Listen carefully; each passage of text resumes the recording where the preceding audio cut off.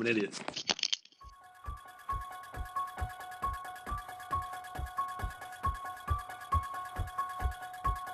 We're both wearing hats. Hello, it's Hat Day. It is hat day. Oh, that's very loud. Let me turn it down. Today.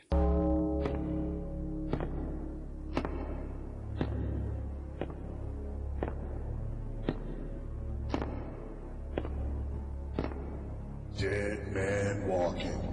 Keep rolling, rolling, rolling, rolling. Keep rolling, rolling, rolling, rolling. Keep rolling, rolling, rolling, rolling. Keep rolling, rolling, rolling, rolling. How are you, sir? I am doing well. A little bit on the sleepy side, but because I had to work last night for daylight savings time. Apparently, daylight savings time is grammatically incorrect. There was a whole article on Slashdot about it that I skimmed. Oh. Apparently, it's supposed to be daylight saving time, which That would makes make more sense. but it doesn't flow quite as well. I never understood that when supermarkets and things would say it's a savings. Oh yeah, it's a savings. Yeah. Yeah, a savings. Like, what is it in Galaxy Quest when they get Rickman to open that Oh, the I don't know what it is, supermarket, whatever it is. supermarket, Yeah. and he's like, "Buy Glanthor's hammer, what a savings!" By Grabthar's hammer. What a savings. Yeah. So, but the work went all right. And Yeah. what time were you at work till? So I got into work yesterday around 8, and I was there until good question, like 4ish. Which is actually 5ish, Yes. because the time's already changed. You've worked an extra hour. Yeah. Did they pay you for the extra hour? Or I does get the comp clocking time. system. Fuck you. So I'll get a day off this coming week, which is Oh, nice. sweet. Okay. I suppose. Yeah. Will you have done a full day? 4, 5, 6, 8, 9, 10, 7, 11, 12, 8, 1, 2, 9. 3, That's 4. more than a It's full day. A little more than a full day, yeah. So Ugh. yeah. But they give you the day off. They don't give you danger pay. No danger pay. No. danger pay. Salaried employees don't get overtime at my place. No, I suppose there is that. I mean, I don't think I get it in my current thing either. So frustrating old week at that place, but Yeah. I'm trying to make the most of it. Yeah, there's Okay. one of the folks was in tears on bloody Thursday, and Oh no. me and the admissions ladies were talking him down from fucking quitting and stuff. Oh, nightmare. Oh, that sucks. So yeah, but I think we managed to get her to the positive place by the end of it. And I was emailing her yesterday because I knew she'd be working. Oh really? And I just sent her an email at like midday saying stop working. And I got one back about 2 minutes later that just said 30 more minutes. So I set a little timer for myself. Yeah. And at like 28 minutes past the hour or whatever it was, I sent her another one saying stop working now. Okay, excellent. And Hopefully I she think did. that worked. Yeah, I hope so. I don't know. I don't know. She's just stressing herself too much by the sounds of it. Well, it's a startup, and everyone's fucking stressing themselves out. It's a silly, frustrating mess, to be honest. But Running those tax dodges sure does wear you out. yeah, the tax dodge thing.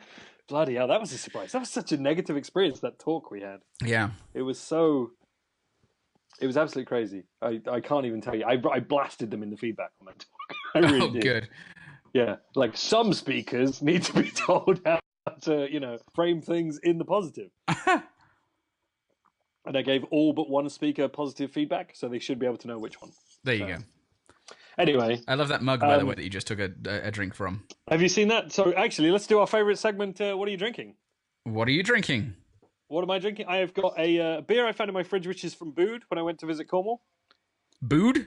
Bude? Is that how you say it? No, it's Bude. It's Bude, so it's Bude. Bude. It's like Bude, the cinema, yeah. Yeah.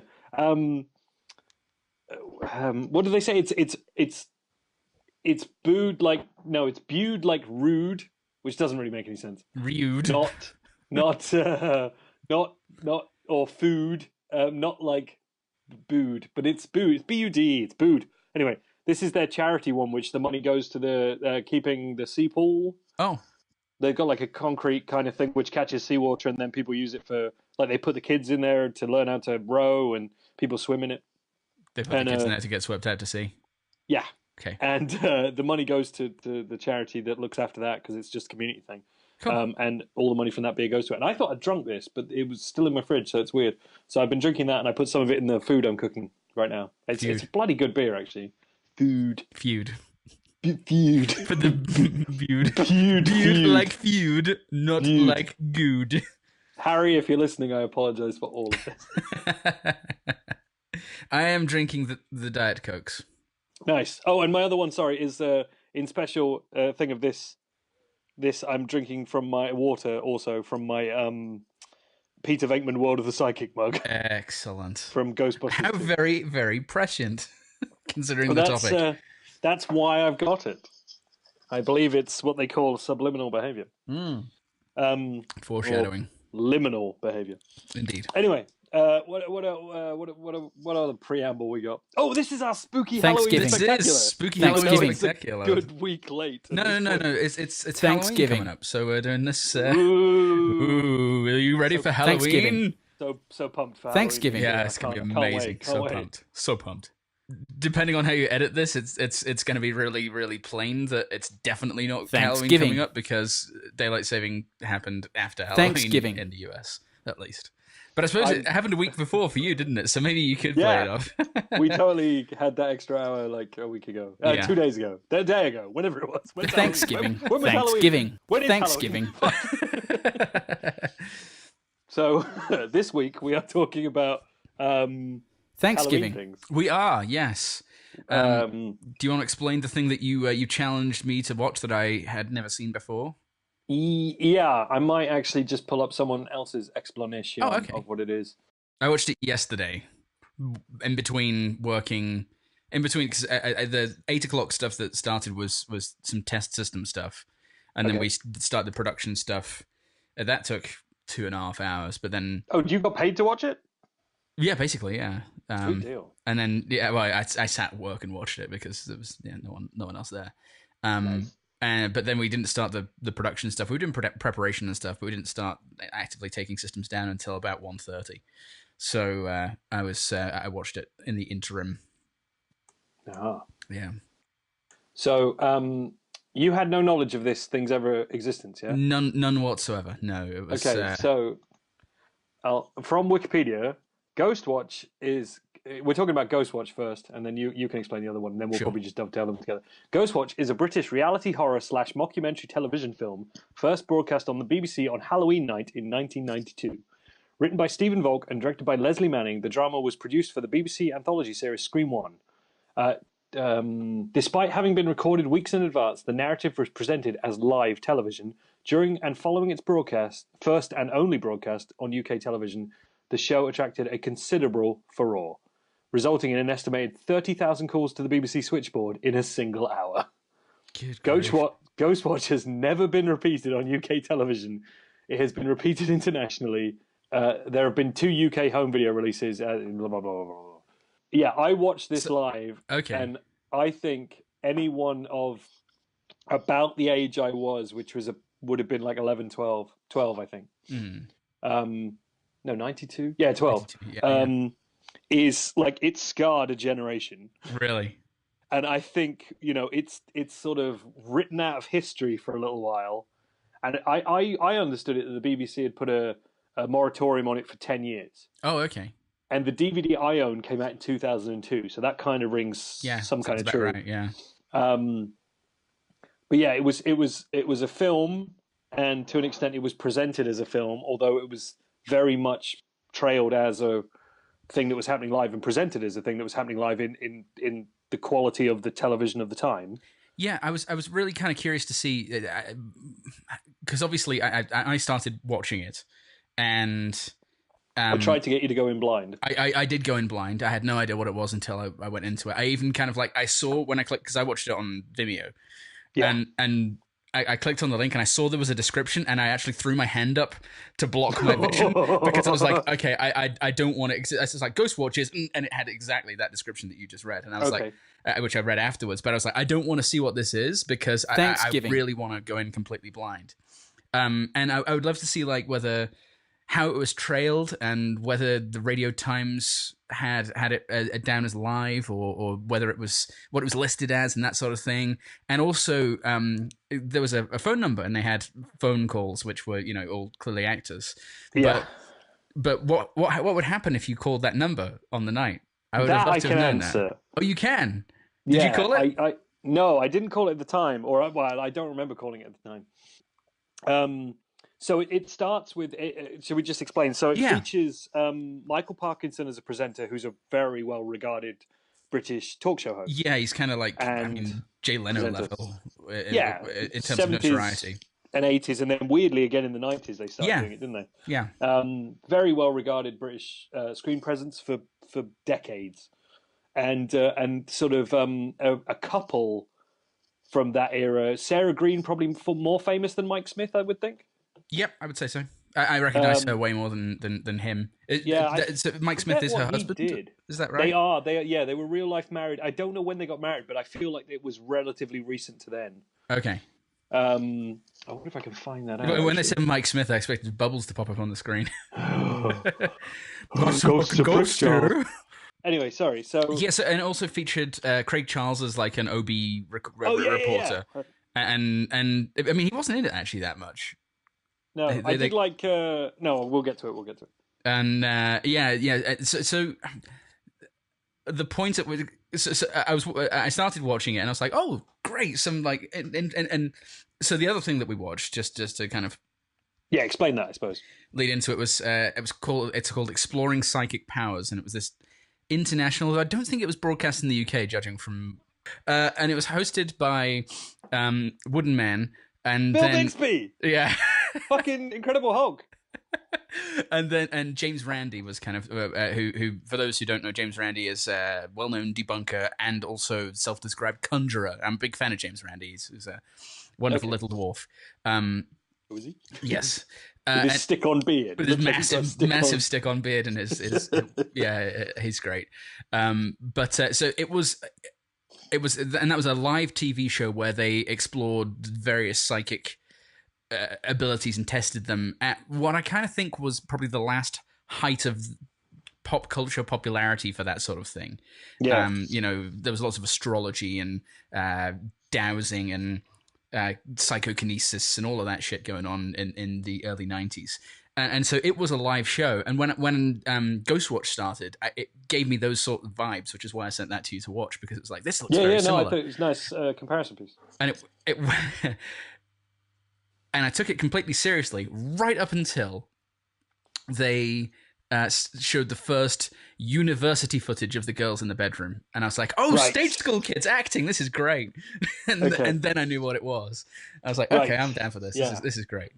Well, that's what I wondered. I wondered whether the cynicism of the age played into that at all, because as you said, it kind of scarred a generation of people. But how long did it take for you watching it in contemporaneously in 1992 to figure out that it wasn't real?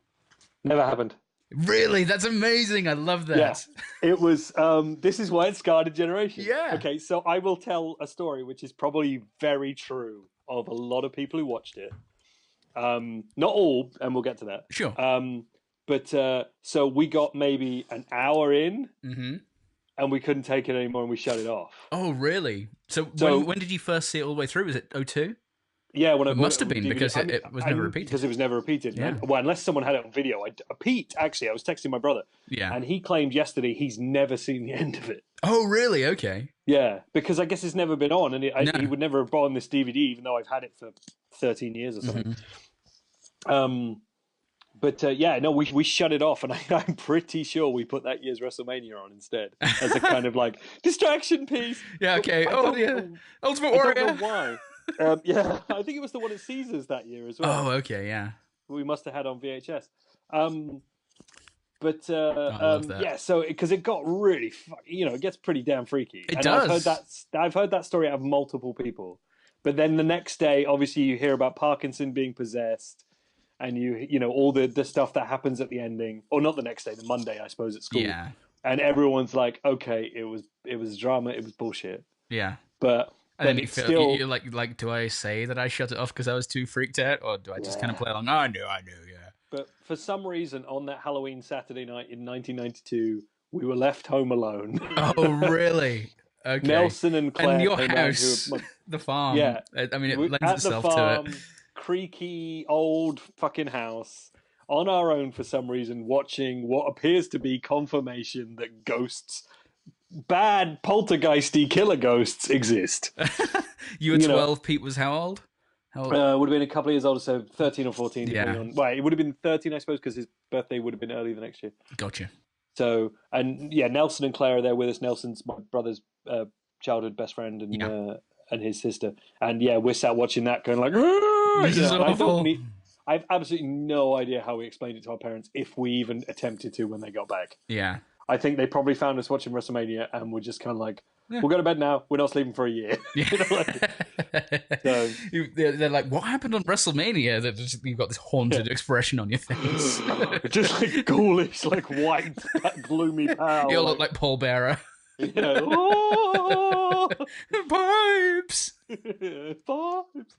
But I mean, subsequently, it's a really nicely done, like pre Blair Witch kind of like, and to have that kind of talent. Crucially, something I meant to mention earlier, actually, Sarah Green, who is in the house, was a children's presenter. Yeah, she was a TV presenter. She wasn't an actress, as far as I'm aware. No, apparently she trained as an actor originally. Oh, okay. But then she was on like Going Live and shit. Yeah, that's where I know from. Yeah. So she's a friendly face for the kiddies. And as far as I'm aware, in the history of it, they hadn't planned to get Mike Smith and Sarah Green, but they managed to get one of them, and then they were like, wait, could we make this work where it's both of them? And then you get that sort of human drama. Right, you've got that tension where he's in the studio and she's in the field and he's afraid of her, and they lose communication and stuff. Yeah, especially when they lose comms and they see that old footage. Yeah. Which is like the creepiest moment, because you know before the they cameraman know, playing with the girls. Yeah, and they're like, wait, this is earlier, this isn't live. Even thinking about that, my skin has just crawling.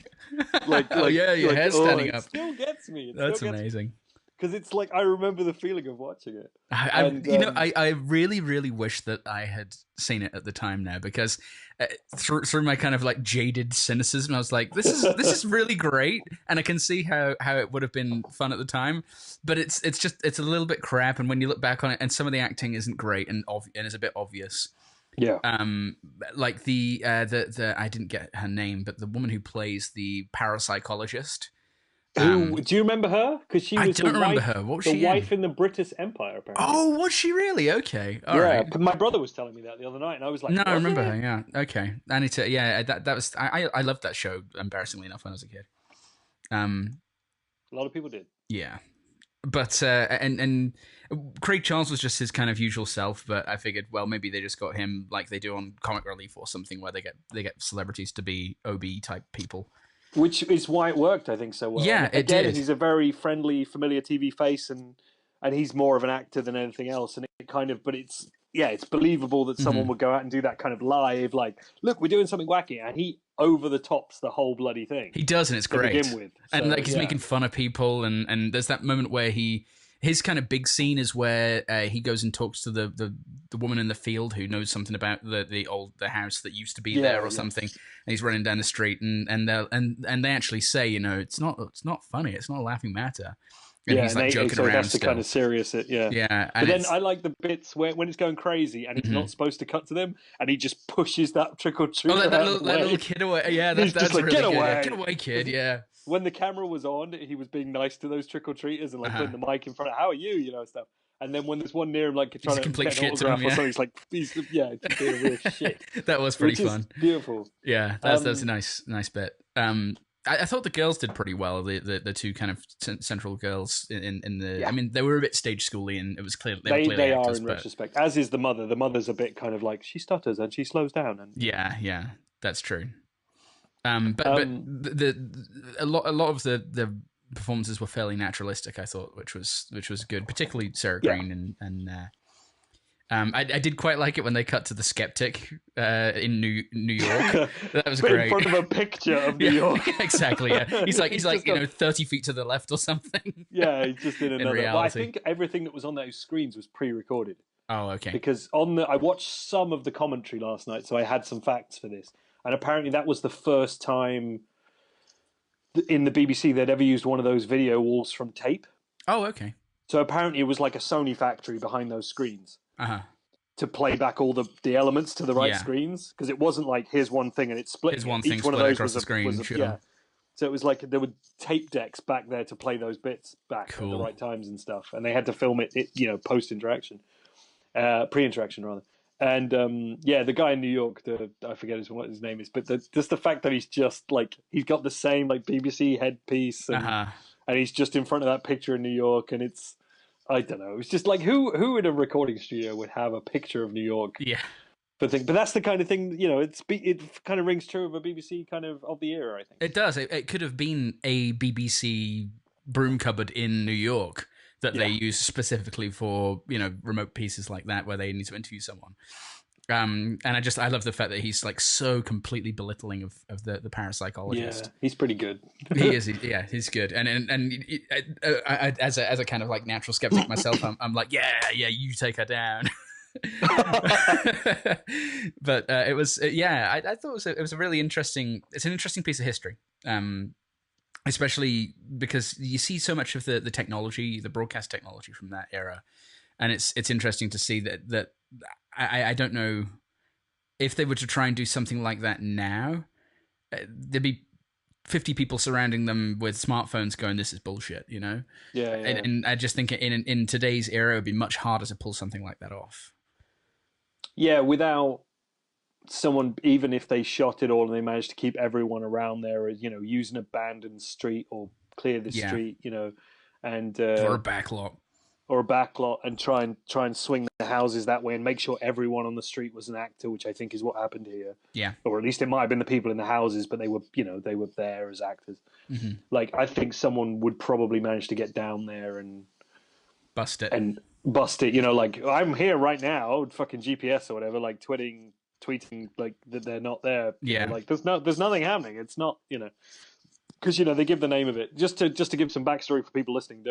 Essentially, it centers around the most haunted house in Britain, which is essentially a kind of post-war new build house. So it's kind of very visceral to people because it's not the old dark house. It's not the creepy old mansion. It's something you could live in. Yeah. Yeah, it's new, and they actually build a backstory throughout it, don't they? Like the person talks about the person who was there in the 60s and what was on the site before, and all that kind of stuff, and it's nicely handled. There was more as it went along. There was more in there that I didn't remember. Like they addressed the fact that kids might be watching and might be scared by they have Parkinson's and literally tell that woman who brings in to send the kids to bed. Yeah, and things like that. And I love how they address all that stuff. Yeah, like it's surprisingly built in. Well, having someone having someone like Parkinson's there really gives it that air of legitimacy as well. Because you're like, well, he wouldn't be involved in something that was nonsense.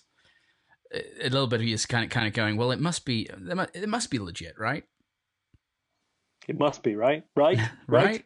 And then they kill Sarah Green in a cupboard under the stairs and, and things like that. Yeah. Did you notice any of the appearances by Pipes in there? No.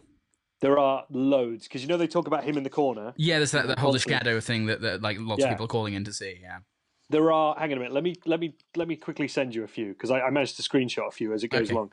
There is enough bits where they have a guy dressed as and Pipes. It swings. Yeah, and it swings by him like camera will swing by and he'll be there. When they play the recording of the girl and she's speaking in his voice. Yes. There you go. Look behind her. Oh yeah. There he is. So the light behind her just sort of slowly comes up, and there's that dude stood there. Nice. And when they're in the kitchen, I think this is when the cat noises are beginning, and everything's starting to go bananas the first time. Before they at the midway point, they kind of diffuse it as a hoax, don't they? Yes, they do. They admit the older girl is making it up. Is the narrative that they play out, and Michael Parkinson gets all, you're talking crap. Yeah. I love his little gritty voice. Mm-hmm.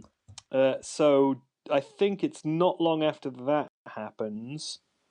You get Sarah Green's there at the window or whatever with the cat, and look in the reflection of the window. Oh, there we go. Yeah, check that out. Oh man, that's really creepy. Yeah, so there's loads of little appearances by that. Like when the lighting explodes. Yeah. He's up in the gantry. Oh, cool. And when that door opens under the stairs. Yes. He's behind the door. You could for a split second, the door kind of goes by, right there. And you can just see him stood there under the on the steps or whatever, the stairs going down to the cellar or whatever it is. Oh wow! Like apparently, there's still some debate about how many appearances there are in the film of him. Oh really? Okay. But the listing I've seen says 13. Okay.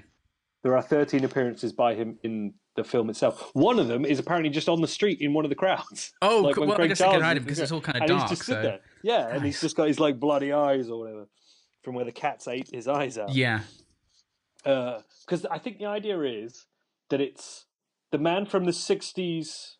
What's that? that's the reveal at the end, isn't it? There's a guy who calls in and doesn't want to give his name and tells them all about, he's a kiddie fiddler and Yeah, but it's him, but he's possessed by the spirit of that other one, the lady who phones in about Yes, talks about. that's Which is why he right. dresses as a woman, like the one who killed. She was a nurse or something. What do they call her? Baby farmer. yeah, something like that. And the spirit of her has possessed him, and so Pipes is a combination of the two of them, I guess. Yes, So, which is pretty fucked. it is. I It's think. way messed And up. it's- Yeah, but it's a nice modern era kind of ghost story in a new build house in outside London that's gonna fuck people up on Halloween night in 1992 and scar a generation. yes. So No, I thought it was great actually. I despite the somewhat cheesy performances from a couple of people, I thought it was pretty decent. The mom, I actually thought there was at one point where they took the mom out into the OB van, Yeah. and she was on the screens in the house, and at that point I thought they're gonna kill the mom. Oh, Mom's gonna go okay. possessed and then she's gonna die. Oh, she's just gonna like. Yeah, exactly. Eyes are going to start bleeding, and the girls are going to be all scared of and see their mom die on the TV and stuff. Nice. That's what I thought That would have been. was going to happen. But It would have been interesting. Yeah. To have gone that way with it. The now, one thing that I missed that I meant to bring up is in the kitchen there appeared to be green bagels hung from string. What was all that about? I think they're meant to be apples for like apple bobbing type Oh, thing. yeah, It's 'cause just Sarah like Green a and- cheesy set Yeah. dressing thing. Okay, because Sarah Green and the girls were apple bobbing at one point, and because she's like, "Oh, it's everything's fine, and we're just having a happy Halloween night before this creepy stuff starts happening." Yeah, drinking our Coca-Cola and eating our crisps. There's a bit where one of the girls is in the living room and Sarah Green just goes, "Have you got enough crisps?" And I was just I like, know. it's so like 80s, early 90s. It like, really is, yeah. give the kids a shit ton of Yeah, crisps. she's sitting on the floor with like an Amstrad or an Atari plugged into the TV, and on her home computer, and yeah, she says, "If you got enough crisps," I had that exact same thing. I was like, that's brilliant. And the old kind of like weird shaped Coke bottles and stuff where it just says Coke on the side. And Yeah, I was surprised that they actually were allowed to use the old Coke branding in there, but I guess That's it's true. BBC, they can do whatever the fuck they want. they can, so long as it's not undue prominence. And yeah, I suppose it's that. The hang on, what was the other question you asked? So apparently it had a cast list and was listed as a drama in the Radio Times. Okay. So that gave it away to certain people, but then, what's the viewership versus the amount of people who buy the Radio Times? Right, yeah. I was the reason I was wondering that, I was wondering how far they went with it to make it seem like it was real. Apparently they used no clips from it in the advertising. Okay. Oh, well, because that would have given it away. That would have given it live, away. Yeah. They, I couldn't find any of those on YouTube. I went looking, and they're not on the DVD, sadly. But pardon me, I would guess some of it's that title sequence thing they kind of have, Yeah. where it's the people, and then the bright light comes on the like outside the truck, and it's like, they turn the lights on their faces and stuff, and it's just kind of a bit overwrought kind of title sequence stuff, like television event type. Yeah. They do throw up. Apparently, it was a last-minute decision to throw up a title card that included. I think it just says Parkinson, Sarah Green, and Mike Smith, and then it says by Stephen Volk. Oh, okay. It doesn't say written by, but it says by, and that's very early on. That's a bit of a giveaway. That is a bit of a giveaway, and I found it on YouTube, but the lead into it is a bit fluffy as well. Like the continuity announcement. Yeah, the BBC Spinning Globe says like, and now a Screen One presentation or whatever. Screen One being a drama strand. Okay. Now on BBC One, Screen One presents an unusual and sometimes disturbing film marking Halloween. Over the centuries there have been countless reports of ghosts and ghouls, but the line between fact and fiction has always been unclear. Using the modern idiom of the outside broadcast, Michael Parkinson, Sarah Green, Mike Smith and Craig Charles star in Ghost Watch. And I think it started on TV with the Screen One. I think it was like a stone or something. Like Arena had the floating bottle. Like different strands would have different things on BBC back then.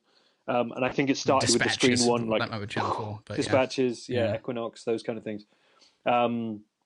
So it would have started with that, and I forget exactly what it says. I'll drop it in here if I can find it again. Yeah, But, essentially, it didn't announce it as a drama, but it towed the line. Like, okay. and And a bit of me kind of wonders whether that was the execs kind of going, we don't want an Orson Welles situation on our hands here. That's exactly. Apparently, they almost pulled it. Oh, really? Worried. Well, Yeah. and rightly so, given the reaction by the sounds of it. I am watching it, like I said, watching it from a modern day perspective with my jaded cynicism. It really does. It surprises me somewhat that it received such a massive negative reaction. So much so that they didn't show it for 10 years. Yeah, they apparently promised. I think it didn't help that Sarah Green was, your friendly, cuddly children's presenter on Saturday mornings, and that which she would have been on that morning. What time did it go out? 9:00, I believe it started, or 9:25 or something. Oh, because actually Parkinson mentions it as part of the watershed at some point, doesn't he? Yeah. But I think some of the complaints said that it was too close. It was too close to 9:00. Yeah, I've heard that sort of thing before. I remember there was a film on Channel 4 at one point that got a bunch of complaints because it was like right after the watershed, and there was a lesbian oral sex scene where you go like almost immediately.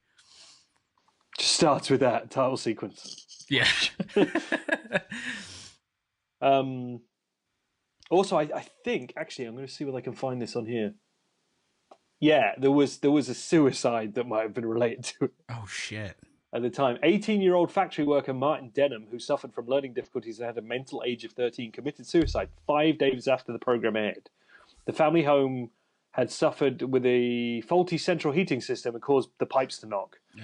Denham linked this to the activity in the show, causing great worry. He left a suicide note reading, "If there are ghosts, I will be with you always as a ghost." His mother and stepfather blamed the BBC. They claimed that Martin was hypnotised and obsessed by the programme. The British Standards Commission refused the complaint, along with 34 others, as being outside their remit. So they passed the buck, I guess. Yeah. But there was that, and Simmons and Silvera published a report in British Medical Journal in February 1994 describing 2 cases of ghost-wash-induced post-traumatic stress disorder in children, both 10-year-old boys. Wow. Yeah. So you only escaped it by 2 years. If I'd been 10, The it PTSD. probably. Well, I'm trying to think what I would have already seen, like RoboCop and stuff. But I guess that's something else. Well, you know it's not real. Yeah, it's literally a robot man. Yeah. Melting criminals. I mean, what's not to love? Absolutely. And I love Ghostbusters. Yeah. Like I was already steeped in this shit for years before this. True. But it was never presented as real, and I never the way my mind works is like that's very that makes me laugh and it's crazy and looks Slimer. And then this is Parkinson and Sarah Green, who I probably watched that morning on Going Live. Yeah. Saying like, "Sorry kids, I'm about to get murdered in a cupboard." Yeah. Yeah. When you put it like that, it's no wonder that it was traumatizing. Yeah, apparently they brought. I don't know whether this was on the commentary or whether I read this. But they brought Sarah Green out on CBBC on the Monday, which she didn't present, obviously. No. So with Andy Peters or whoever was doing the broom cupboard thing at that time, the children's shit. Yeah. To basically prove she was still alive and announce that it was all fake.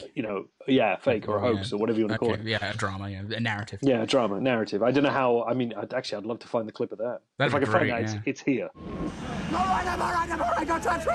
Don't touch me. Let him up. That was great. That was great. What was your other question? Oh, what happened if you rang in? Yes. This is the best one that I know. So, do you remember the phone number they throw up on screen? It's like 081 181 181 or something like that, No, right? it's 081 811 8181. That was the fucking Going Live number. Oh, seriously? So it ends another level of it because I can still remember that number. Like even before I saw it now, I was like, that's the fucking Live and Kicking Going Live number because of the jingle 08181118181. You know, like they used to throw that up all the time, like on TV, and you'd ring in and get to play this game with Trevor and Simon or whatever the fuck.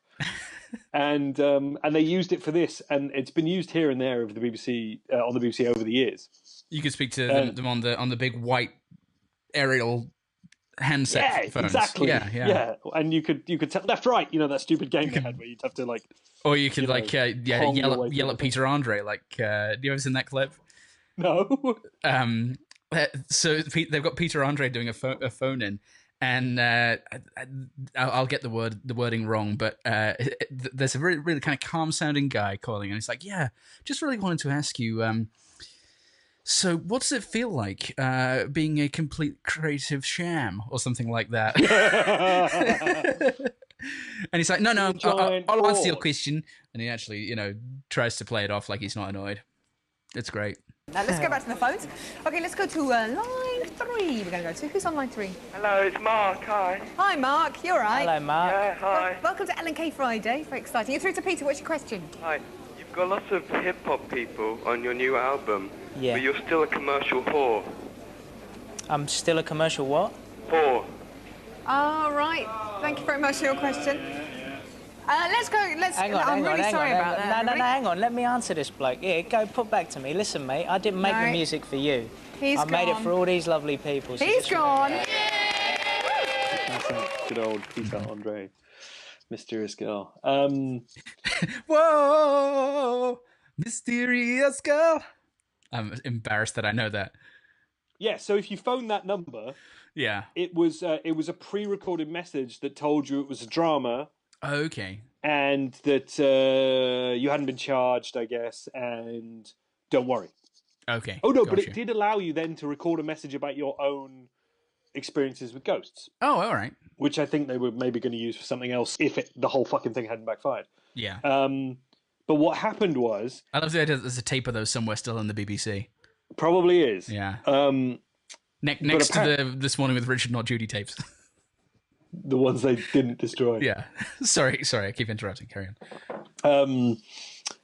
Sorry, yeah, what happened? But what happened is they were so slammed with calls. Yeah. Everyone just got a busy signal. Oh, so that's going to lend to the... Feeds back into the reality of it. And I love it. They say in the show, we're really, Yeah. Because Parky literally says at one point, no more calls. Yeah, no more calls. The phone lines are jammed. Yeah. Yeah, no more calls. I can't do it. No more calls. No, that's that was that's pretty David good. Frost. That was pretty good. Finish that. Do that again. No more calls. The phone lines are jammed. No, just turning into Bernard Manning. It worked for me. I think that was pretty good. Just need to throw more swear words in, and you've got Roy Chubby Brown or Manning. Oh, Roy Chubby Brown. Ugh. Roy Chubby Brown. Well, that's funny because it was probably around this time. I remember seeing there always used to be ads on the TV for his videos, and he had that funny get-up where he'd wear like a suit that was like in the suit. The suit was like a map of the world, and then the flight goggle helmet. And I was like, as an 8-year-old, I was like, oh, he looks really funny because he looked kind of wacky. And I remember my mom and dad being like, nah, you don't want to watch him. He's crap. Because you never saw him on TV or anything. You just saw ads for his videos on TV. Mm. So I thought, oh, he's like a wacky comedian like Trevor Simon or something. But yeah, he's going to be really kid-friendly. Yeah, exactly. You watch the first one, you're like... Yeah. So it took me years to see any of his stuff. And then when I finally did, I was like, oh, how horribly disappointing. He's not very funny. Mm. It's just embarrassing. Really morally questionable. Yeah. If you had seen this... Yes. And you said about your cynical young... You would have been... I would have been 8. 8? Yeah, that's what I was thinking. Do you think you would have been convincing your mother it wasn't real? No, I think I would have thought it was real. I think I probably would have. Oh, really? Yeah, no, I think I would have bought it at that age. Do you know, watching it this time, and this is because it's me, and I probably noticed this in last time I watched it, which must be over 5 years ago. Very early on, there's a big signal. It's nothing about it's real, because there's a technological thing which makes no sense. It doesn't work. So you know when they show the first university shot of the bedroom? Yes.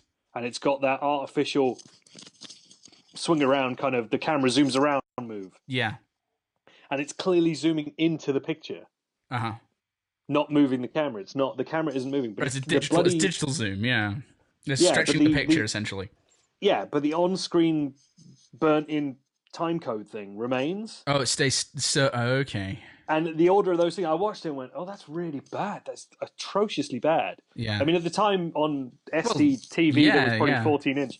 I wouldn't have noticed that at all, but it was not good. No. That was one of those things that was just like, ugh. And in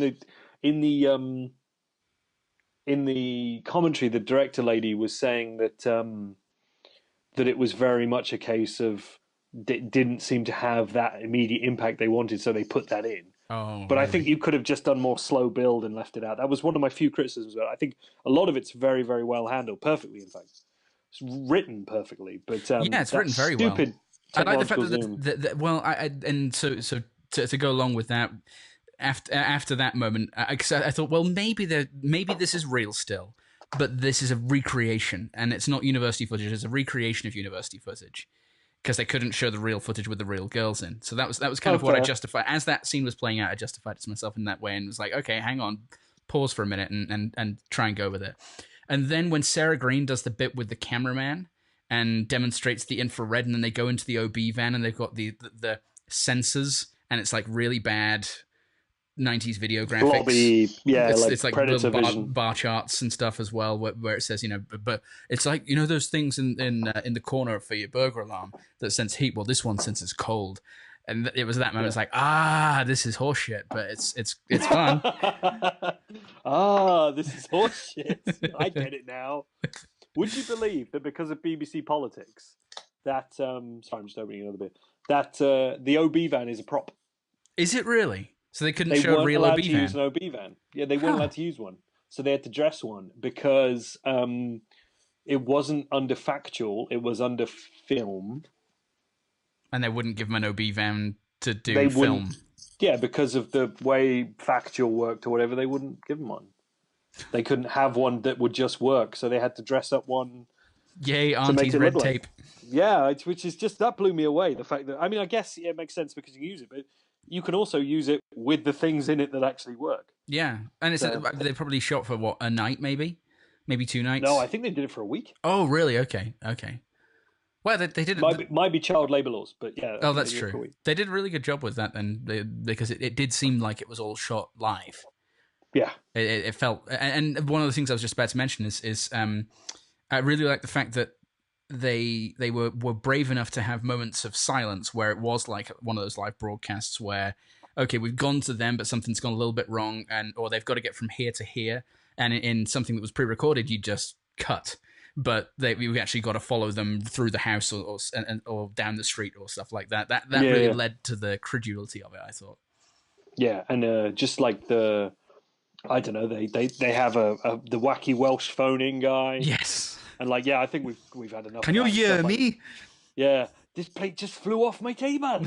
And all my clocks are stopped. Yeah, but there's all that kind of stuff, and they put it all in, like the mechanics of it in that respect. I respect so much. Yeah, because it's just really, really well structured in terms of.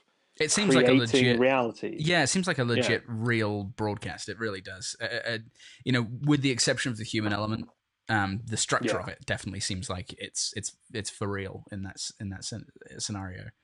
I like it. That's good. Yep. Well, that's in terms of fuck ups as well. That might lead nicely onto the next one. Yes.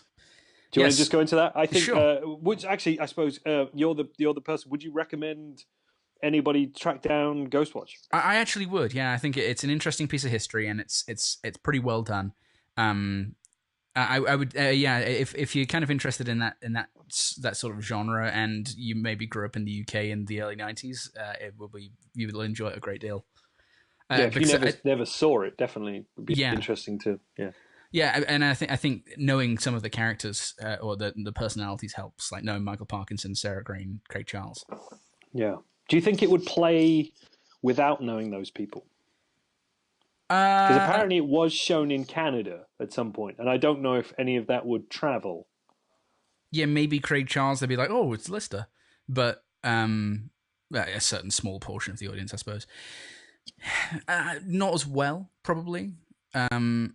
Just thinking about it, if you did it here and you had like Al Roker and Katie Couric or something, I don't know. Katie Couric's a bit too lofty, but if you had those kind of personalities who are known very, very well here, but not so much internationally, not so much in the UK, for example, I think you probably you wouldn't have that connection to them, so that legitimacy's not there.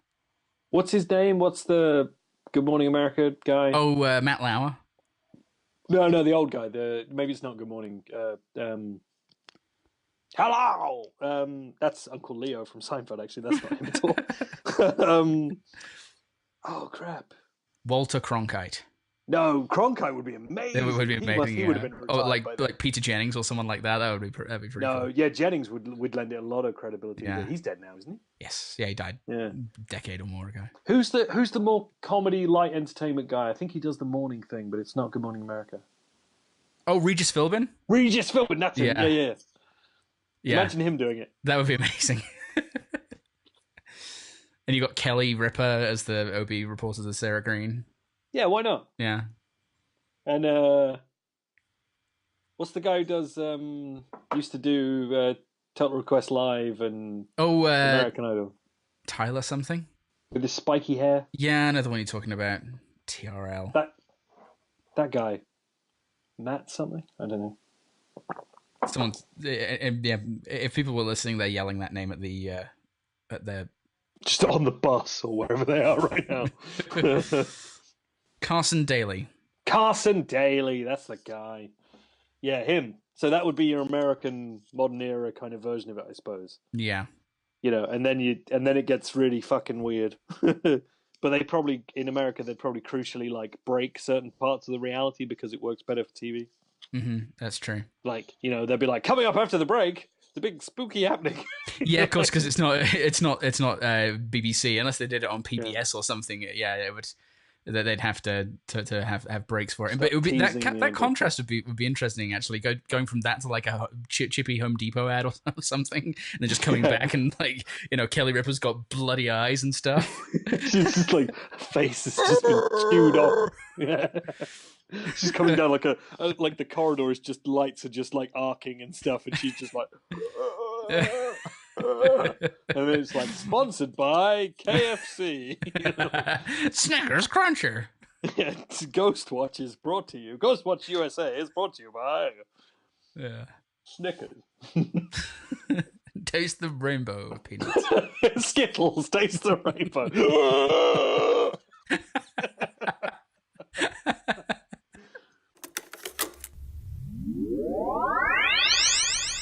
If you want to scare your neighbours, then you'll come down Chelmsley Wood Halloween shop.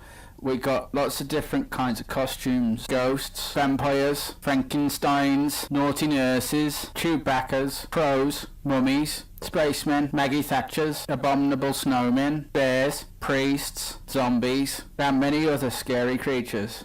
We open 11 till 4 in the old Gala Bingo Hall in Chelmsley Wood. Come see what we got. It's spooktastic. So alright was it, Dave? Yeah, together. Down, mate, down. Okay, so the after watching that, it like I mentioned at the top, it reminded me of this real live show that it's somewhat different because it's not Halloween based, but it is still kind of paranormal related. This James Randi exposing, I've forgotten what it's called now. Fucking Psychics Live or whatever it was. And it's got a bunch of personalities, and the idea of it. So you knew the Mr. Wooden Man? Who was that? Yeah, do you not know? No, I didn't recognize him. And did you love the fact that it clearly was a live recording because the sound didn't work for the first 10 minutes? Yes. It was amazing.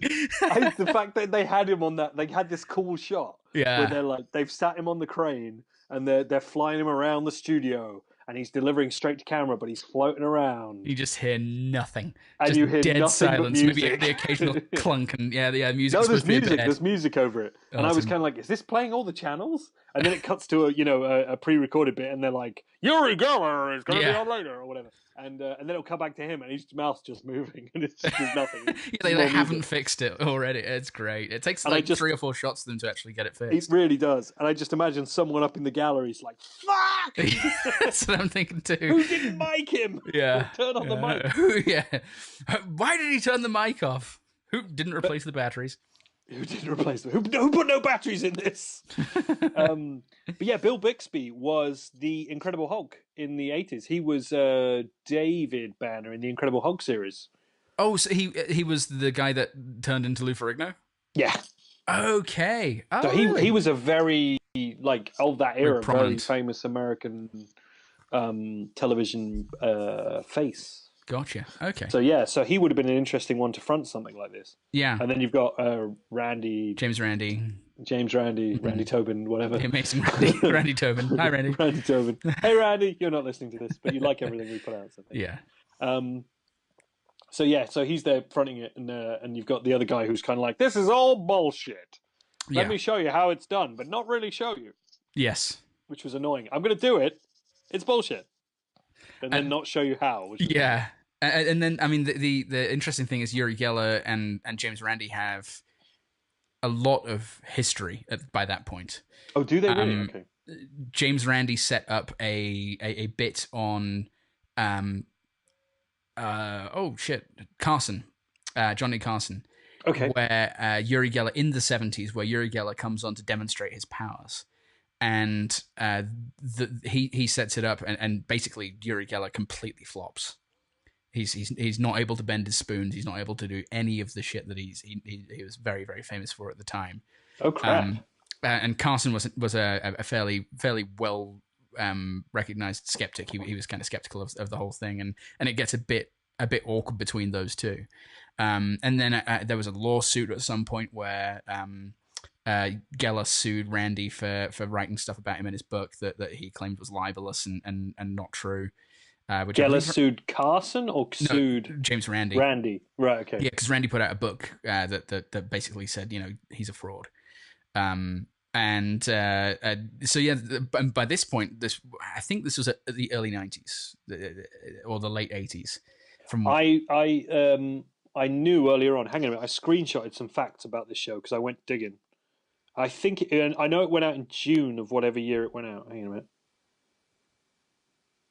June 7th, 1989. Okay. Exploring Psychic Powers Live. Yeah.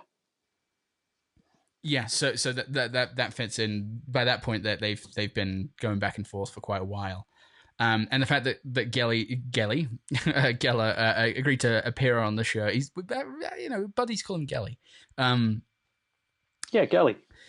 It would, but call me. I love the bit. I love the bits where it was like Geller versus Randy, and they've got the two them like looking head to head, and it's like a really bad boxing. video effect. Yeah.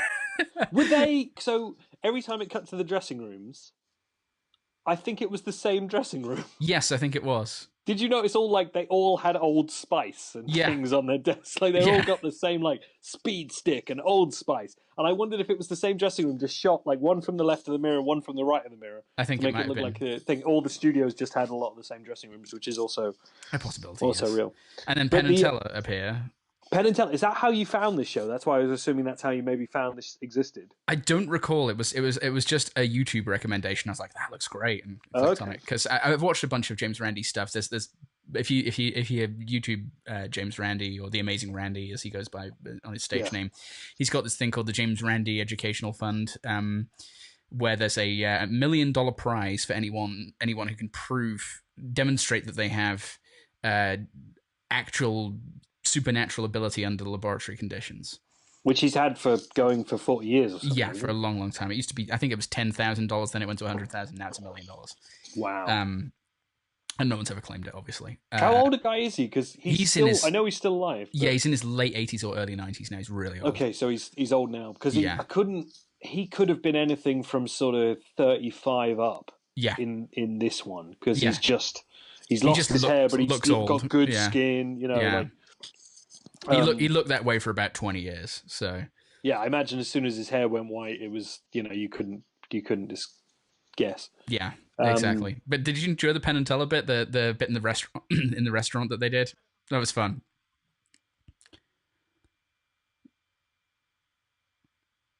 Oh no, I lost you. That's really creepy. I'm going to screenshot that.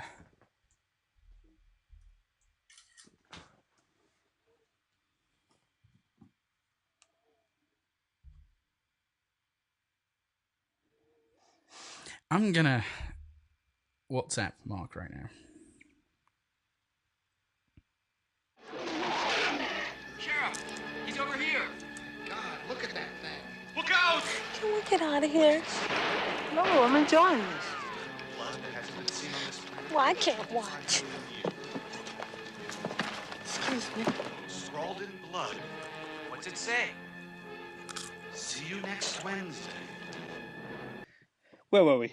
We were talking about the James Randi thing. You had just said, what did I make of Penn and Teller? Yes. Yeah, absolutely. Yeah, they were selling magic crystals and stuff. Yeah, they were selling salt, weren't they? Yeah, so they were selling salt in the restaurant. Yeah. I like that, and I like the car bit. I like both of their appearances, but they were like, where were they at that point in their career? Because it's super early. It's right after they start getting on TV and doing HBO specials. I think it's right after Penn and Teller get killed, or whatever that movie's called, that terrible film. I don't remember that, unless that was one of the ones I watched. It's not good. It's not good at all. I watched it. Being a big Penn and Teller fan, I found it, and I was like, something from the early times. And Penn's got the awful swept forward hair with the swept forward curly hair and stuff. He looks like Ed. Yeah, he does look like. Yeah, that's funny. And it's just not a good film. But yeah, I know that Penn did not appear on TV until he was 30, and he deliberately did that. Okay. So whenever he turned 30 was, and I think that was mid 80s, like 87. And both their voices sound kind of wrong.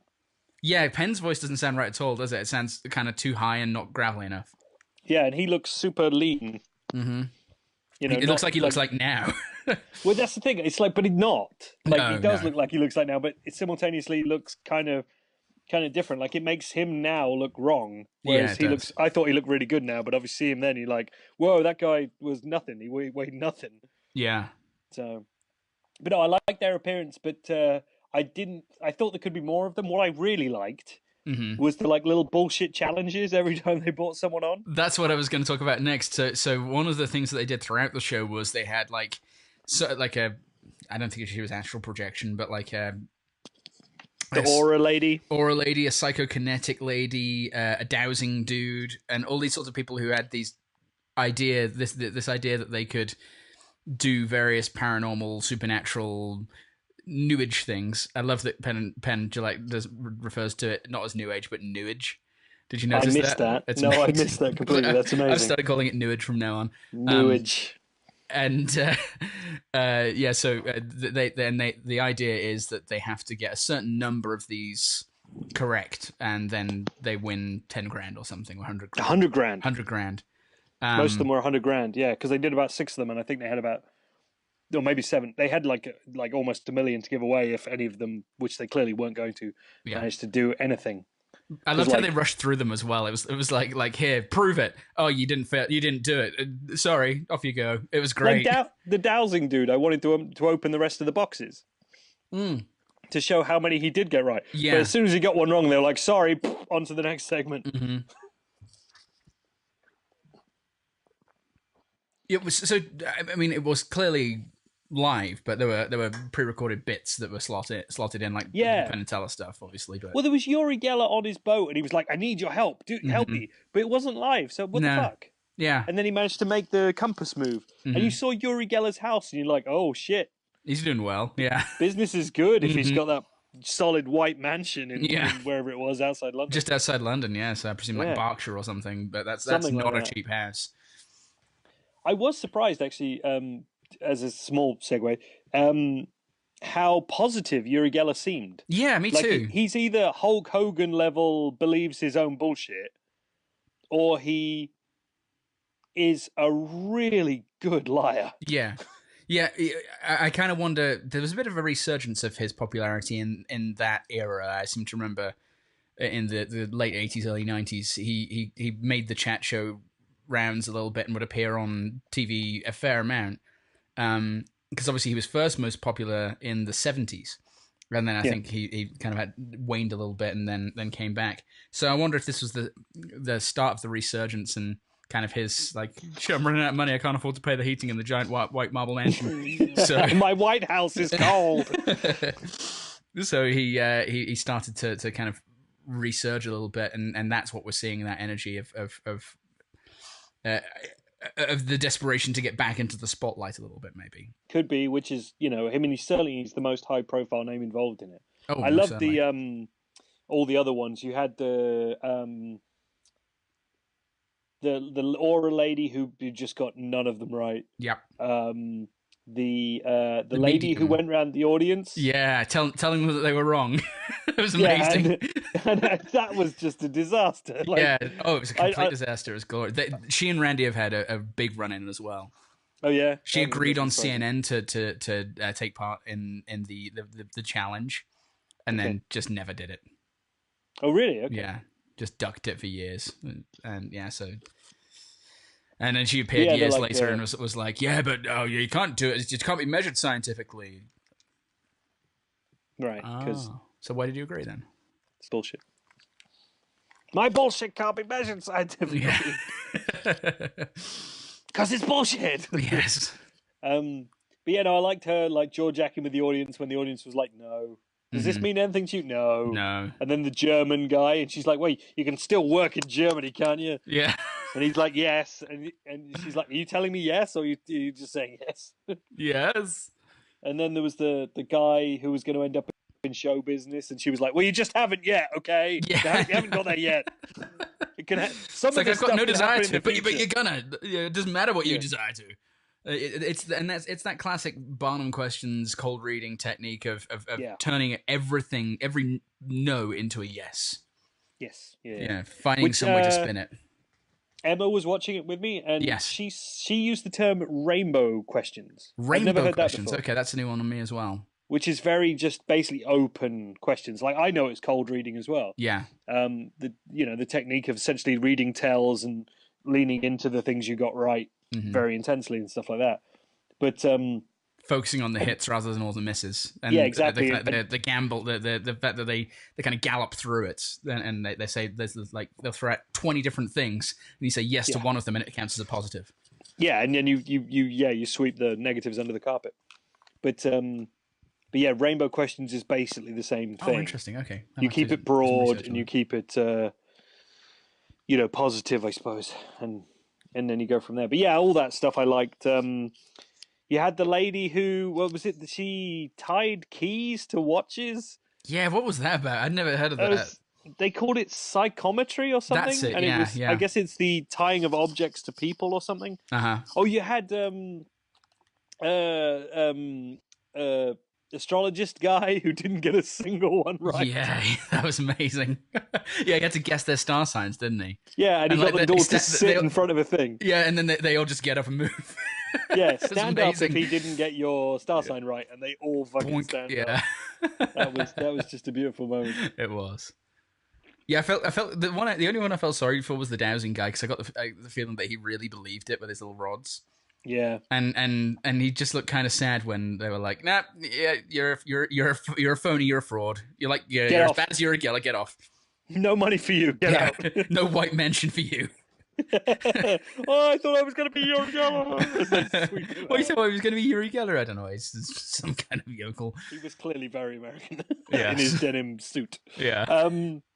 I liked the fact that it was clearly, I think it was being filmed at Universal Studios. Oh, was it really? I didn't notice that. And they went outside. You know when Bill Bixby pulls the kid out of the way of the river? Oh yeah. Oh yeah, and it's one of those wonderful effects rides, like the Twister ride that last time I went to Universal Studios in Florida was still there, with Bill Paxton standing looking swarthy. It was amazing. Oh, poor old Bill Paxton. No, I know. Pour one out for Bill. Pour one out for Bill. This is for you, Bill. Don't pour on my laptop. But yeah, that's a good point. I hadn't thought about that.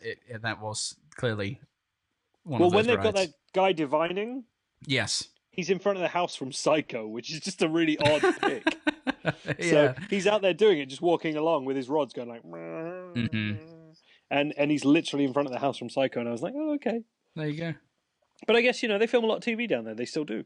That's true. It opens on Salisbury Plain at Stonehenge, and it's like a pink background and some styrofoam rocks with James Randi in a wizard robe. It's amazing. Oh, did you know? I don't know. I didn't even question that. I thought, they just filmed an opening. But do you think that was just complete bullshit? Oh yeah.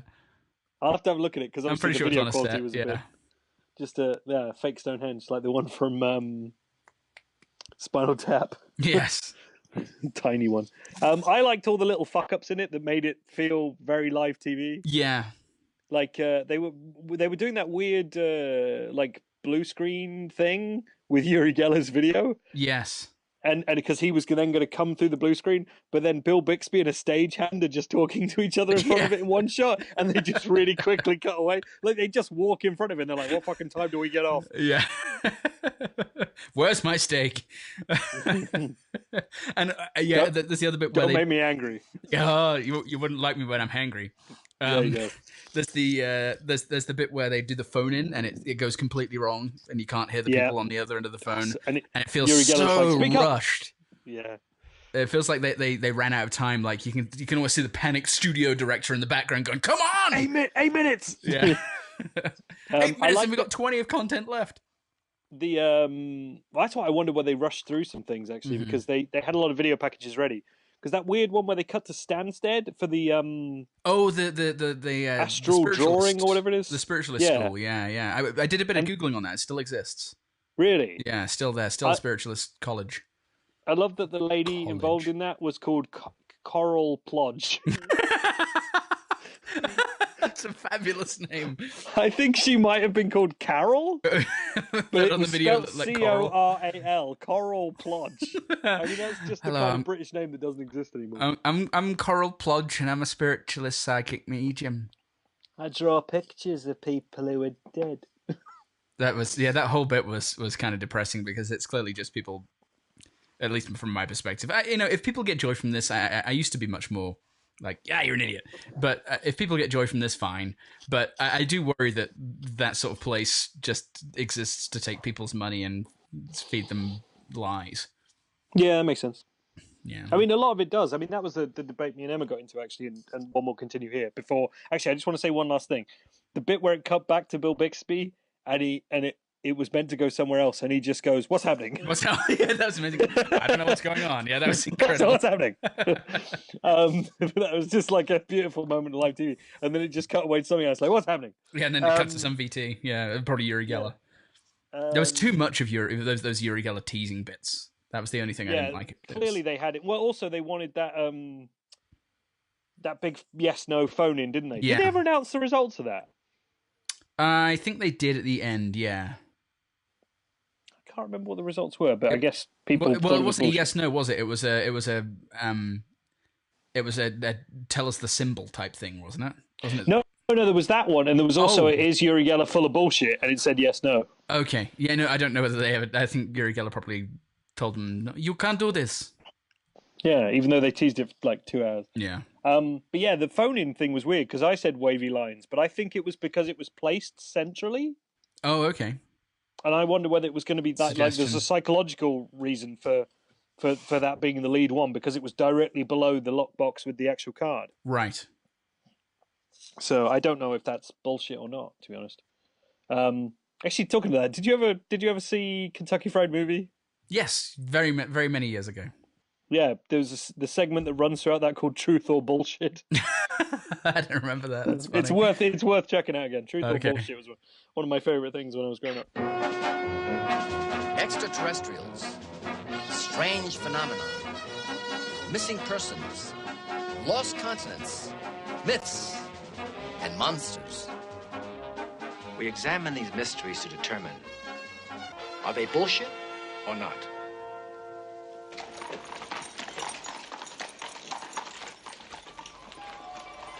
London's West End. Here, in the winter of 1888, a series of bizarre and violent murders occurred, which remain unsolved to this very day.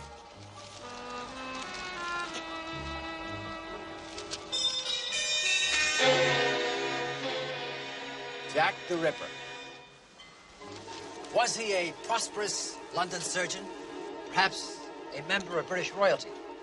Well, our bullshit team has unearthed spectacular new evidence which suggests that Jack the Ripper was, in fact, the Loch Ness Monster. Is it possible that Nessie murdered 5 streetwalkers before returning to Loch Ness? Using undiscovered evidence, we've pieced together the events leading up to the first murder. Although this is a bullshit reenactment, it may have happened just this way. dearie, show you a good time for a quid. So the debate that you had with Emma that you wanted to kind of continue. Yeah. So it was that kind of thing of like, okay, so Uri Geller, very positive man, does he believe his own bullshit? In which case, okay, fine, he's deluded, and other deluded people enjoy it, and or is it that like, okay, so they are actually quacks and charlatans and they're literally lying. So there's a thing with audiences where it's kind of like collective suspension of disbelief. Yes.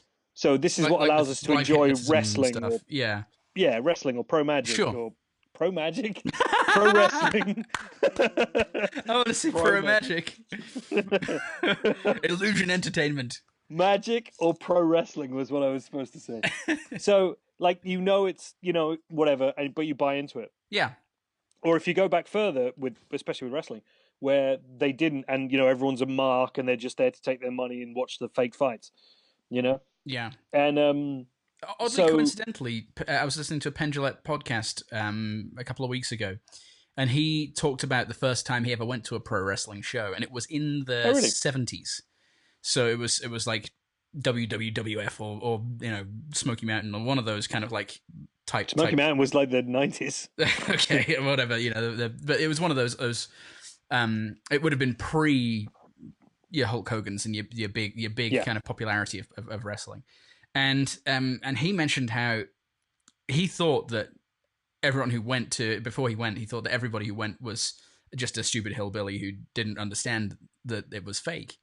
Right. And that's generally the perception of kind of like the pre-broken kayfabe era, is that most people just bought it and didn't really understand that it was predetermined or whatever you want to call it.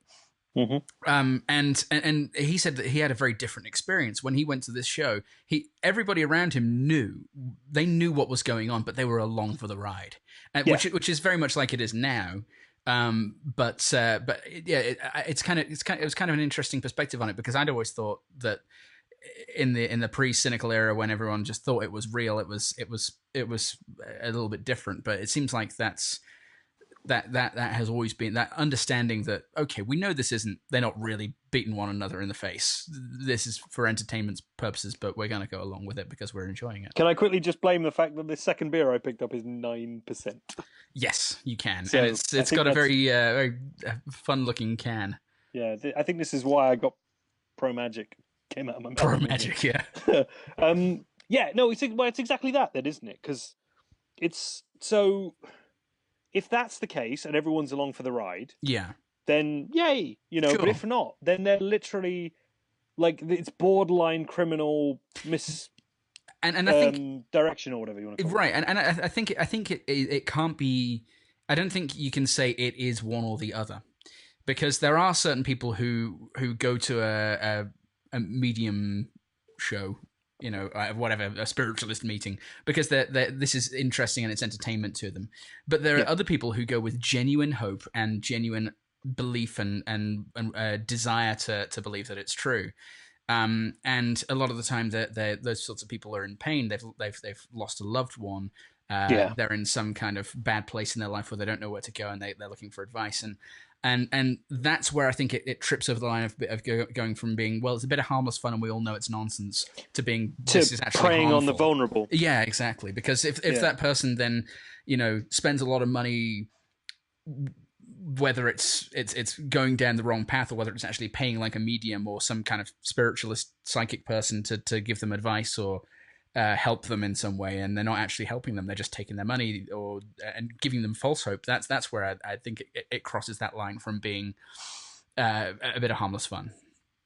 I agree, and I'm not sure how I feel about that, if that makes sense. Like, because you're never going to get them to admit to it, and if they truly believe it, which would be very difficult to prove, then you can't call them a fraud. No, absolutely, yeah, and I think there are some people who've bought into it who do genuinely think that they have some kind of paranormal or supernatural power. The one that I don't remember her name, but the one medium who miserably fails going through the audience with the German guy. Sylvia something? Yeah, that sounds right. Yeah, Sylvia Brown, I think. Yeah, that sounds about right. Yeah. She, I get the perception from her that she knows, and it's completely unfounded. But that's the when I watch her, I kind of go, well, you know this is bullshit, and you're just kind of a talented talker, and you're taking advantage of people in this way to make a buck. The way she did like off the cuff jokes and stuff, I'd be inclined to agree. It just seemed like an entertainer. That's it. Yeah, showwoman. Right. There's another James Randi video actually on YouTube where he busts the spiritualist healer Peter Popoff, who was very popular, did these massive Christian spiritual revival type things in the 70s and 80s, and he was a televangelist type guy, and he'd do the faith healing thing. And they intercepted the radio communication. He had an earpiece, and his wife was backstage. Shit. Okay. Basically saying this woman has this, because they got them to fill out cards before, and she goes through the cards and just read the information to them on the cards. So, astonishingly though, and this is really shows the power of people wanting to believe this stuff. He went through a phase where he wasn't popular and obviously was clearly busted, but now he's doing exactly the same thing, and people go. Really? People go, people pay, people watch. It's interesting. Exactly it all comes around again, doesn't it? Yeah. Like Uri Geller he was in the second act then. Right, exactly, yeah. See, I'd love to have like an honest discussion with one of these people, like sign any kind of legal waiver and shit to say, I will never discuss what we talk about here. Yeah. And just see how they honestly feel about these people. Yeah. Like the people that they're, taking the money from and telling stuff to. And I just don't know. I'm very torn on it because I have an odd, as a creator of fiction, I suppose, you have a very odd relationship with how things are created and what the messages you're telling, because you're trying to create empathy from something that's fake anyway. Right. And so, like this, there's an honest way to do it, and I feel like Ghostwatch is something that's quite honest. Yeah. Like it's going to tell you it's fake at the end, but everyone went along for the ride and everyone had a truly quote unquote real experience, Yeah. But then something like Exposing Psychics Live or whatever it was called, this really some, like you were saying, some ability to do some psychological damage to people in that.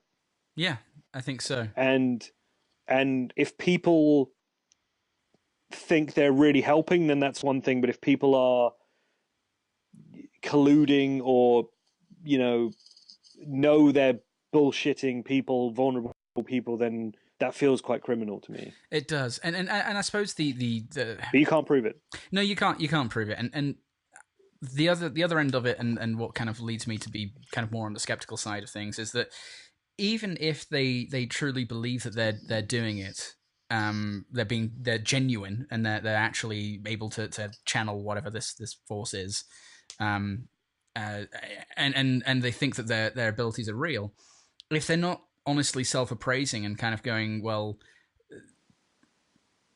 if it's not real, or there's very little self-examination if they are genuinely believing that they're doing it. It reminds me of that character, that the parapsychologist on Ghostwatch. She's presented with evidence that, or what seems like evidence at the time, that it's a hoax, but she doubles down. She does. You're right. And I think that's a lot of if when people want to believe something, they search for confirmations of it, like we've talked about with conspiracy theorists. Yeah, it's true. And yeah, it's an interesting aspect of human psychology, and none of us is immune to it. I don't want to come off like I'm saying, well, I never believe any bullshit, because of course we all have that stuff. I believe so much bullshit. Everything I believe is bullshit. And I enjoy that. Yeah. But yeah, no, that's why I think I have more trouble with the Exposing Psychics thing because of the potential for the world it represents over Ghostwatch. Yeah. And that's where this has got a bit more serious, I suppose, chatting about it.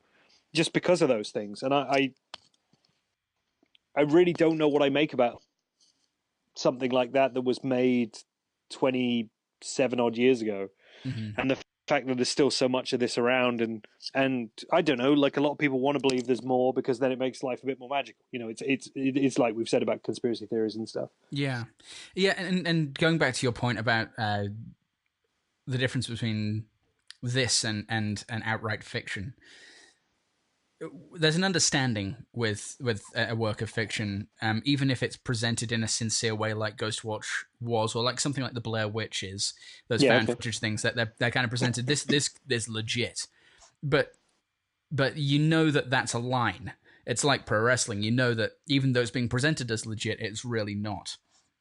And there's a willingness and kind of like a voluntary nature to that, where, okay, I know this isn't real, but I'm still probably going to feel real emotions that are related to it because it's presented so well. It's you know, but I'm kind of choosing to engage in that and buy that there's some reality to it.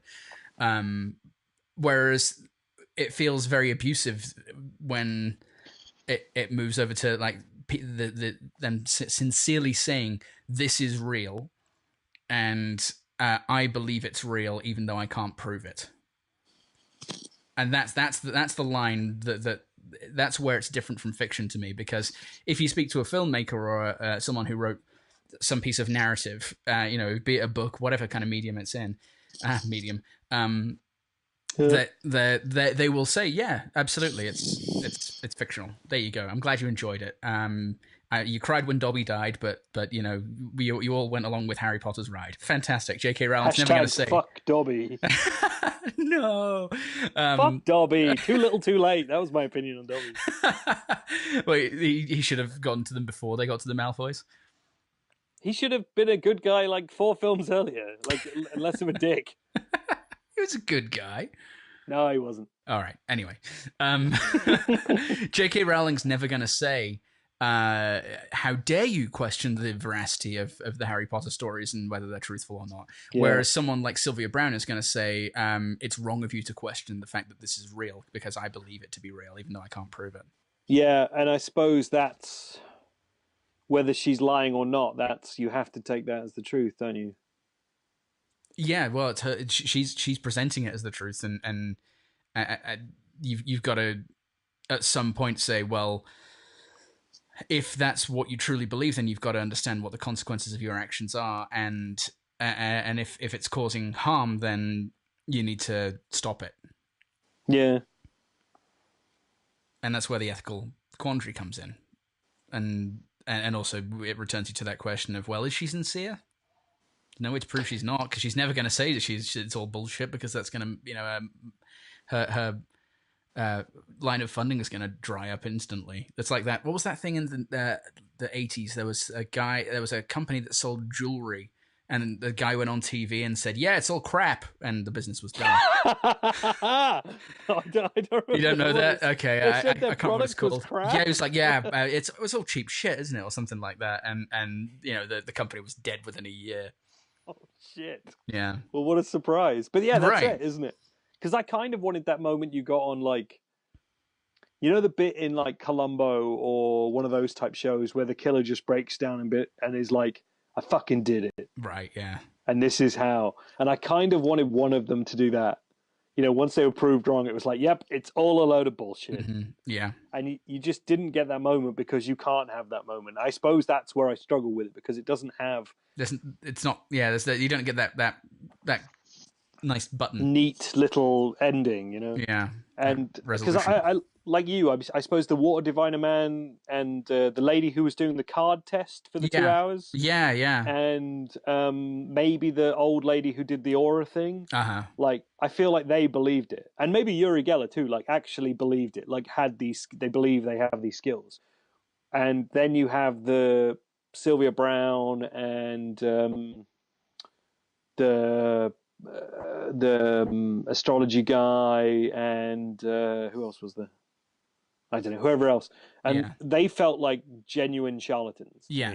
Like, they felt like they were outright liars, and they were presenting a product, you know? Yeah. And kind of a bit of me wonders, well, why would they agree to do this?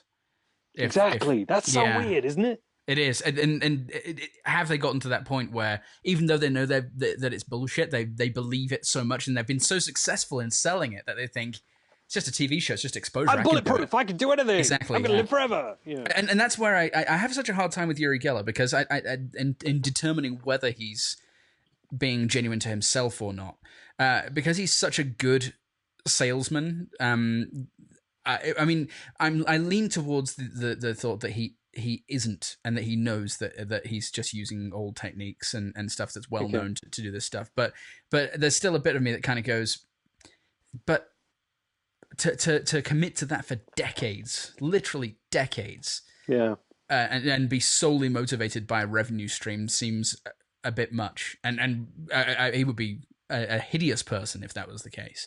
If in 10 years, right before his death, I don't know how old he is, but if when he's like on his deathbed, he all of a sudden releases his tell-all that says, yeah, it was all bullshit and I was just bending spoons to get a bit of cash, I think he'll go down in history as, Bill Cosby or Harvey Weinstein. Maybe not quite as serious, but yes, I would agree. I was thinking more, who is, what's his name? Was with the Buffalo Bills and then murdered his wife. OJ? OJ. That he did that, like, if I did it, here's how thing. Here's how I would have done it, yeah. Yeah, I feel like it would be like that. Yeah. Kind of thing. Uri Geller is 72. That's my guess. Damn it, you beat me to it. Did 70. I? Oh, 70. Okay. No, I didn't. 46. I was just guessing. So okay. 70. Okay. He looks very old right now. UriGeller.com is his website. Unsurprisingly. Can you buy spoons from it? Hang on a minute. I'm looking. I'm loading. Come on, load. It's not loading. If this website is available, we're buying it. We're buying UriGeller.com. Why isn't it loading? Does he know it's not loading? He knows. He knows we're talking about psychics, and he's preventing it from loading with his mind. You can tweet us at Instagamf on Twitter. Yuri, let us know if you know we're talking about you. It was an interesting piece of history because the intention of it from, I imagine, people like James Randi's perspective is to debunk and say, look, this is getting a lot of attention right now, but it's getting a lot of uncritical attention. And people are going, oh, isn't this interesting? And so I'm going to, because, his goal is to show that, if it's not true, then show that and expose it. So, but it feels like the network had a different idea. And your main guy, what's his name again? Bill Bixby. Bill Bixby is presenting it in a very. There's that one moment where he's talking to one of them, and he's really buying it. He's kind of really vibing with the one person about the abilities and stuff, and he seems to be presenting this almost what James Randi normally wants to combat this uncritical coverage of this sort of phenomena. These sort of phenomena, and so it's a bit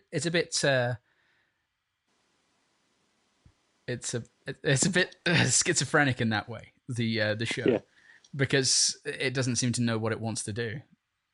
There was a bit where he touched someone in the arm after they'd completely failed one of the challenges. Yeah. And was just like, you took a big risk coming here today and you failed, or something like that. Like, he didn't do the whole line, but it was just like, thank you for coming. This was a big risk or something. And it was just I think it was. You felt sorry for him. I think it was the card lady, because he got a bit. There was a little bit of with him and the card lady. Oh, really? Okay. Yeah, that I noticed, and it was like he was like, I was Bruce Banner, don't you know? David Banner. the Hulk. Yeah, David Banner it was in that show. Yeah. I was the Hulk, and she's like, no, you weren't. He's like, get off. No, you weren't. You can hear me. Oh dear. Aww. I don't know. I don't know. I'd be interested to see more of Randy's stuff now. And his book Flim Flam's really good. Yeah, they held that up at one point. I like that it was called Flim Flam and quackery were two terms that I really enjoyed used on this show. I didn't know quackery was a real thing. Uh-huh. But I don't know, it's difficult because you want to believe in this shit, but it is just shit. Yeah. And the more you think about it, it's really dangerous shit. Well, yeah, we both grew up in a time when it was fairly prominent as well, because thinking about it, Paul McKenna had a weekly show where he would hypnotize audiences. And that's very true. And I don't think I think he's in the same way that Darren Brown is, somewhat on the edge where he'll say, it's not necessarily true, but that he has his own special brand of woo that he sells and makes money off of with but actually by helping people, I know millions or hundreds of thousands of at least people have quit smoking as a result of his book. It's true that he does that. I was on a plane I was on once. Was he really? His fucking no, he wasn't. Oh, okay. The audio thing was on. You could actually listen to that for the flight and quit smoking. Oh, how fun! Which I found weird. So I listened to it, and no, I've not gone in for this joke. But really it was wanted on a the cigarette plane. at the end. I really wanted a cigarette at the end. No, but it was on one of those flights. But I kind of wondered, who's going to listen to 6 hours of this? Yeah. On a flight with him just chatting to you while you sleep or whatever. Mm-hmm. I thought that was a really weird pick for a flight. But you're right, though, because that sort of stuff was around back then. And I mean, it kind of still is, but it's not like Mystic Meg anymore. on the National Lottery and stuff like that. And who's the larger gentleman? Oh, Russell something or other, yeah. No, something Russell or the guy who used to be on TVAM doing. That's exactly the one I'm thinking of. Yeah. What the hell was his name? Russell Kane? No. Russell. Wendy Russell? Wendy Russell, yeah. Wendy Richard was used to be on TVAM. And why do I think there was a woman as well who was similarly large. Anyway, but it was much more. It seems like there was a lot more of that on TV than there is now. And so it's understandable that given the fact we were fairly inundated with it, that you're gonna Russell Grant is the name you're looking for. There Sorry, we I just go. looked it up. Okay, thank you. That you're gonna kind of want to be interested and believe in that stuff, but watching for me, a lot of the turnaround came with Penn and Teller and their bullshit series. Yes. Yeah, I never watched all of that. I should actually go back. It's pretty good. And actually, Penn keeps talking about wanting to do a thing called the bullshit of bullshit, where they expose all the crap that they came out within that show. But it's really interesting stuff. Nice. And there were a few episodes I remember that I kind of avoided, mainly because there were things that I liked. I can't remember specifically what, or just wasn't interested in. But they take a critical eye to things and look for facts, and that was a bit of a turnaround in my mode of thinking for me was when I first started watching that, and I was like, okay, maybe I need to just not accept things on their face value and actually think about them or look for proof before accepting that they're true. Right. Because especially where I grew up, I grew up in a very New Agey type area. New Age. Yeah. I was thinking about them in relation to this kind of show and how they became the next step in all this, where like them and Darren Brown and maybe Paul McKenna these days, sort of take you on a journey where they're both exposing and re-upping. Yeah. So they're showing you how the trick's done, but then they're also doing another trick underneath it, which gets you to almost recommit. Right. A degree of either belief, but probably more like suspension of disbelief. Yeah. To get you to buy into it again. So they'll show you how, this look, we've sawn the lady in half, but we're doing it with see-through boxes. But then at the end of it, while you weren't looking, they've done a whole other trick on top of that. Yeah, exactly. Yeah. And that's kind of, I don't know, that feels more legit because they're both saying, look, it's bullshit, but we can we're still really make good you at believe it. something. Yeah, exactly. Yeah. Rather than just like, I'm a liar, I'm going to lie to you now, which is basically what the other ones are saying. No, I remember the first HBO special I saw of I didn't know it was an HBO special at the time, was my Uncle Ken had a video of a Penn and Teller show.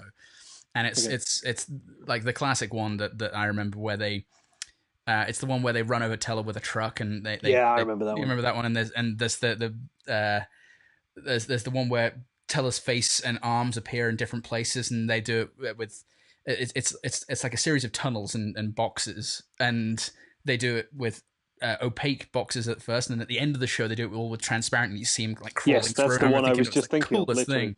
They do it with the music, and he mouths to the words, but I can't that's remember exactly right. Yeah, what song it is. Yeah, in my mind it's De Bao Bao, but I don't think it's that. I don't think it's De Bao Bao. No. I think it's like it's something where the lyrics work to the trick, but I can't remember what it is. But De Bao Bao. Exactly, and that was the classic Penn and Teller to me. It's like they do a trick and then they show you how it's done, and they've kind of evolved a little bit beyond that. Like you say, they now they might show you how a trick is done, but the really big stuff and the overall theme of the show is generally something that will allow you to kind of go, wow, that was really cool. That was really clever. Yeah. But you know, because they do that other stuff and they do have that transparency that the Magic Circle hate them for and stuff like that, there's an element of legitimacy because you kind of go, well, they're really good at their craft because they genuinely fooled me. Yes. But you don't think it's, actual magic. No, and I think that's where the next generation of it comes from, like I was saying, where it's kind of like you immediately lay out your table as this isn't real, but then get over the course of the show, get everyone to recommit, which is what Darren Brown does. He'll expose how certain things are done and then slide in a whole other trick that you then can't figure out how he did. Yeah. But he will tell you that I'm using techniques to do this. Sure. And then get you to enjoy it, which is fine. And I suppose where I struggle, like I've said, where I struggle with the other thing is that it's either they believe it, and I suppose that's fine because you can't have a go at them if they believe it, or they're just lying. Yeah. And they're fooling themselves and preying on the vulnerable, and that feels very reprehensible to me. Oh, I agree entirely. And it's not criminal, but it feels borderline kind of criminal. Yeah. And that's where I struggle with these kind of things because I don't want to live in a world where people are nasty to mentally scarred people who just want to speak to their dead son or whatever. That feels horrible. Yeah, it really does. But I would love, on that level of accepting that that's what someone's doing, I would honestly love to speak to one of these people and just see how they genuinely view either their audience, as a bunch of people to be taken in, or however they would view them, and how they view like what they do and how they square that away. Because it's kind of like the Uri Geller thing. So it's like, oh, I'm making the compass move, but if there's a trick to that, then at least he is complicit in how he sets up that trick. Of course. But the way he sells it is very convincing. Yes. And he did seem like this was the one thing I was blown away by because I haven't seen him on television in a long time. Was how wildly positive he was. Like I said, he was, yeah. And I felt like, wow, he's a really positive person. But then it's like, wait, does he believe this, or is he just a giant fucking lying box? Or is he a lying box? Or is he like is it that door-to-door salesman technique of just being so exuberant that you get swept up? Yeah, I suppose there is that. Yeah. Which is just kind of troubling, and that's why I'd rather watch fiction. Yes. Where the nasty people are just people acting nasty. Indeed. Well, I think I'm going to go and see Murder on the Orient Express on Tuesday. Sweet deal. Yeah, so I'm looking forward to that. Speaking of fiction. I have already seen it, and I will say nothing else. Excellent. And then hopefully we can do that next week. Mm-hmm. So, do you think Thor's already open now? Over there, has it? Yes, it has, yes. Do you think you might cram that in as well? I hope so. Yeah, I'd like to. Sweet deal. That would be a sweet double bill for these people who've potentially switched off an hour ago to enjoy next week. Absolutely. Cool. Okay, do you want to wrap it up there? Yeah, let's leave it there. So I will pack up my shit and go to bed, I think. Hey, you want to see something really scary? You bet. Really? Yeah. Okay, this is really, really scary now. I trust you. Okay, pull the car over. Pull the car over? Ooh. You want to see it?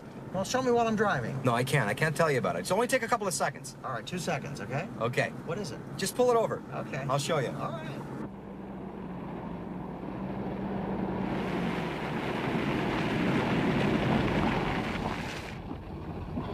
Okay. Scare me. Are you ready? Okay, go ahead. What are you doing?